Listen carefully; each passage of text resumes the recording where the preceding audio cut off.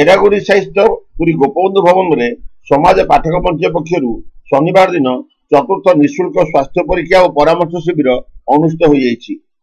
ବରିଷ୍ଠ ଭେଷଜ ବିଶେଷଜ୍ଞ ଡାକ୍ତର ନରହରି ମିଶ୍ର, ପ୍ରଫେସର ଡାକ୍ତର ଦେବପ୍ରସାଦ ଦାସ, ମହିଳା ଓ ପ୍ରସୂତି ରୋଗ ବିଶେଷଜ୍ଞ ଡାକ୍ତର ସୁଲୋଚନା ଦେବୀ, ଡାକ୍ତର ହରପ୍ରସାଦ ମହାନ୍ତି, ଦନ୍ତରୋଗ ବିଶେଷଜ୍ଞ ଅର୍ପିତା ପ୍ରିୟଦର୍ଶିନୀ, ଡାକ୍ତର ଅଜିତ କୁମାର ଷଡ଼ଙ୍ଗୀ, ଡାକ୍ତର ସ୍ୱରାଜ ନନ୍ଦନ ଦାସ, ବୈଦ୍ୟ ଚନ୍ଦ୍ରଶେଖର ପାତ୍ର, ସ୍ୱାସ୍ଥ୍ୟ ପରାମର୍ଶଦାତା ଶୁଭଶ୍ରୀ ଦାସ ଓ ସ୍ନେହାନନ୍ଦ, ଜୟକୃଷ୍ଣ ସାହୁ, ଦିଲ୍ଲୀପ କୁମାର ସାହୁ ଓ ସନ୍ଦୀପ ଜୈନ ପ୍ରମୁଖ ସେଥିରେ ଯୋଗ ଦେଇଥିଲେ।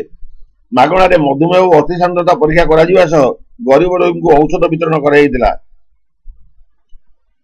ରାଷ୍ଟ୍ରପତି ପୁରସ୍କାର ପ୍ରାପ୍ତ ପ୍ରଧାନ ଶିକ୍ଷକ ରଘୁନାଥ ମହାପାତ୍ର, ବରିଷ୍ଠ ସାମ୍ବାଦିକ ତଥା ଦୃଷ୍ଟିର ମୁଖ୍ୟ ସମ୍ପାଦକ ନାରାୟଣ ଦାସ, ସମାଜର ଜିଲ୍ଲା ପ୍ରତିନିଧି ଜଗନ୍ନାଥ ବସ୍ତିଆ, ସାମ୍ବାଦିକ ସତ୍ୟନାରାୟଣ ଦାସ, ଋତୁରଞ୍ଜନ ମିଶ୍ର, ସରୋଜ କୁମାର ବେହେରା, ପ୍ରସାରଣ ନିର୍ବାହୀ ଅମିତ କୁମାର ଦାସ, ରବୀନ୍ଦ୍ର ମହାପାତ୍ର, ବିତରକ ଭିକାରୀ ଚରଣ ସାହୁ, ଶିଶିର କୁମାର ବାରିକ ଓ ସଞ୍ଜୀବ କୁମାର ମହାରଣା ପ୍ରମୁଖ କାର୍ଯ୍ୟକ୍ରମରେ ଯୋଗ ଦେଇଥିଲେ।